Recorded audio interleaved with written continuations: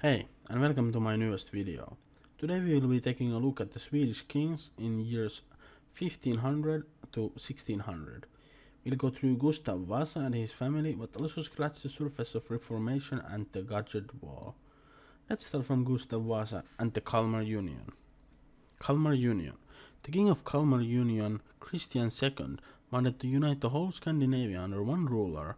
This is why he was at war with the regent of Sweden, Sten Sture, who wanted to separate Sweden from the Union. In 1520, Sweden stops the rebellion after Sten Sture is killed in a battle.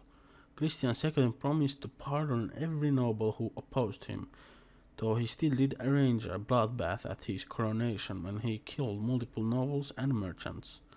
This included Gustav Vasa's father. They also imprisoned Gustav Vasa's mother and two sisters who ended up never seeing the light of the day again since they passed away imprisoned. Gustav Vasa to king. Gustav Vasa was chosen as the next regent of Sweden in 1521. Gustav Vasa continued the war against Christian II. The war lasted 2 years to 1523 when the Danish finally retreated. The loss of war got Christian II exiled and stripped from the title of a king. Christian did return to Denmark in hopes of the crown after 8 years from the exile, but people captured him and he spent the rest of his life behind bars. At this time Sweden had little to no money and had a small population. Gustav Vasa had to do something to this before Denmark or someone else would take advantage of this state and start a war. In summary, the king of Kalmar Union, Christian II, fought against Sten Sture till Sture was defeated in 1520. After a year, Gustav Vasa restarts the war against Christian II. 1523, Christian II retreats and Sweden has won. Gustav Vasa will be crowned King of Sweden. Gustav Vasa reigns till his death in 1560. Now a bit from Reformation. Luther. The word of Luther found Sweden. Swedes started to value education more than before. In Catholic Christianity, priests had to live in celibacy, but Lutherans no more. Also, Lutheranism benefited the king much more than Catholic Church, as Lutheranism the king is in charge of the kingdom and the church. Death. Gustav Vasa was broke after the war against Christian II. This might have been one reason why Gustav Vasa switched to Lutheranism, cause this way Gustav Vasa could strip the Catholic churches from their riches. Officially, Lutheranism was chosen as the main religion of Sweden in 1527 in Västerås.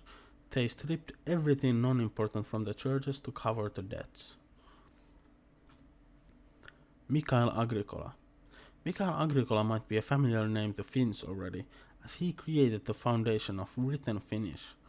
When churches changed languages to Swedish and Finnish, there was a need for translators. Agricola wrote his first book called ABC-kirja, meaning ABC book, in 1543. Later in 1548, he also translated the New Testament. Mikael Agricola also translated non-religious books. Before Agricola, Finns spoke their own dialects. Agricola created one language to be used in all of Finnish land, and nowadays everyone in Finland speaks almost same dialect, and it is easy to understand each other. Then we will take a look at the family tree of Gustav Vasa. Weddings. After Gustav Vasa died, it was his son's time to reign. A ruler had to make sure the person they marry will benefit the ruler politically. Eric was interested in Elizabeth first, but she was not that interested back. Next, Eric asked Mary of Scotland, who also let Eric down. Eric's brother John focused on everywhere else, and he was interested in Catherine of Poland. Eric XIV. Now it was time for Eric to rule. The name Eric XIV is a bit misleading since XIV means 14th. Eric when there was not been this many rulers named Eric. Eric XIV most likely chose the number 14 to create an illusion of long bloodline and secure his position as a ruler. Poland. John and Catherine married each other against Eric XIV's wishes. Poland was Catholic and Sweden was Lutheran. Eric XIV was also interested in organizing raids in Poland, but his brother marrying the sister of a Polish king made it a lot harder. Family infight. Eric XIV, as the eldest son of Gustav Vasa, of course inherited the crown, and other brothers were given their own duchies. Eric XIV and John were brothers, but did not like each other that much. So Eric XIV demoted John and a bit later threw him in a prison for a treachery. I don't know. Eric XIV was able to do that since he had the support of the nobles. In 1567, Eric XIV lost the support of the nobles, as Eric XIV killed some of members of the Sture family. Eric XIV named his son Gustav as the next in line for the crown, but this was too late, the nobles were already mad, so the nobles went and released John and imprisoned Eric instead, while stripping away his titles. John III did not make Eric suffer though. John III. John III made nobility heritable. John III's wife Catherine died in 1583 when John was almost 50 years old. Then John III married a 16-year-old girl named Gunilla, who he had a kid with. The brothers of John III did not approve of this marriage, and some did not even attend their wedding. John III was in a long war with Russia on the Finnish soil. John III sadly died before he could see the end of the war. Sigismund III. Sigismund's parents, John III and Catherine, grew Sigismund with Catholic ways, even though Sweden was a Lutheran country.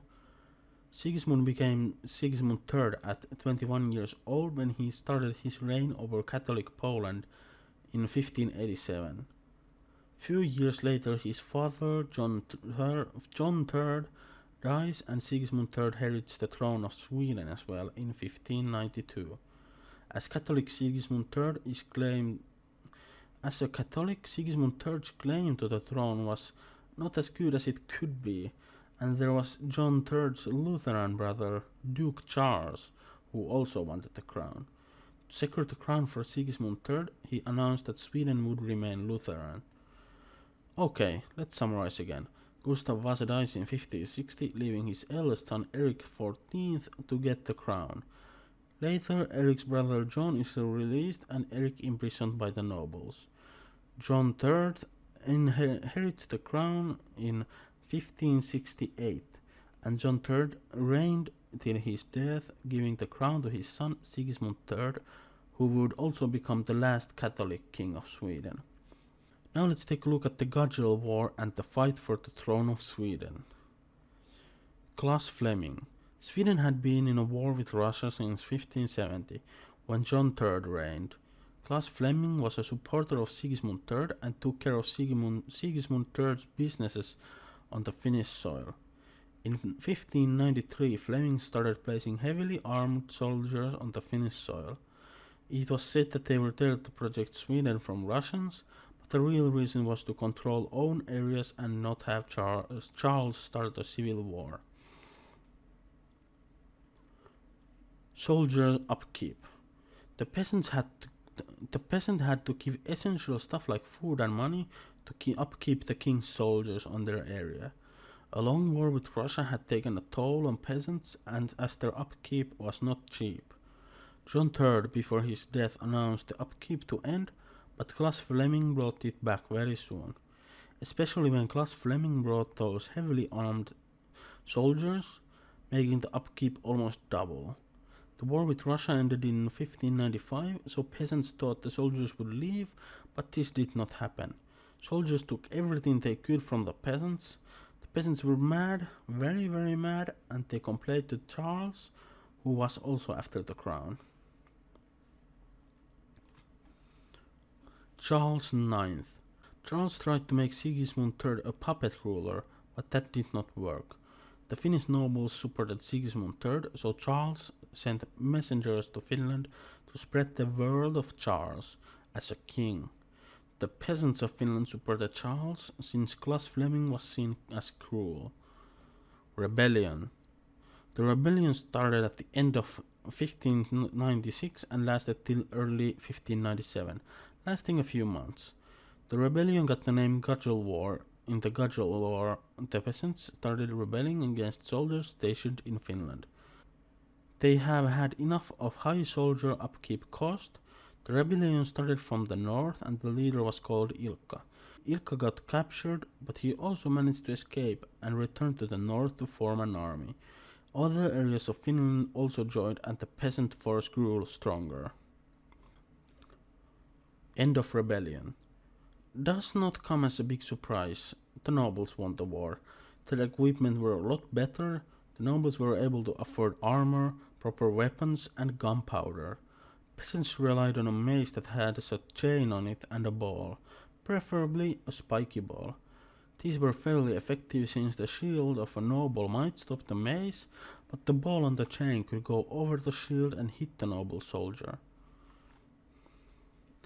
Consequences. Many peasants were executed for rebelling.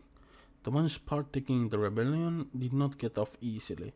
The leaders were made examples and their bodies were put on public where birds would come feed on them. In 1597, Claes Fleming dies naturally and it becomes Charles's opportunity to get the crown. Civil War. Sigismund III was forming an army to go back to Sweden. Some castles let Sigismund in without a fight, but some resisted. The war for the crown of Sweden had begun in between Charles and Sigismund III. Other Catholic countries were fighting Islamic religion, so Sigismund III failed to get any allies for the war, and that is one of the reasons why Sigismund III lost the war and Charles was crowned as King of Sweden. Sigismund III was still King of Poland. Charles IX would punish the ones who supported Sigismund III. This was the majority of Finnish nobles. The heads of the Sigismund's supporters were put on spikes in public to remind everyone what Charles IX is capable of. War of Poland. The war against Poland and Sigismund III did not end in Sweden.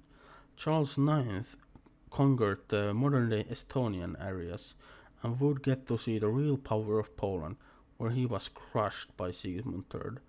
Charles IX survived the battle himself, but the same can't be said by his soldiers. Charles IX never admitted any fault in himself but blamed his soldiers.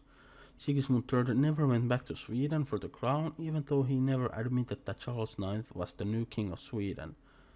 Charles IX died in 1611 and left the crown for his son Gustav II Adolf. In summary, 1604 Charles takes power in Sweden, but only after a few years. In 1607 he gets coronated. Charles IX dies after a short reign in 1611 and leaves his crown to his son, Gustav II Adolf. Thank you for watching and please remember to like and subscribe if you want to see more.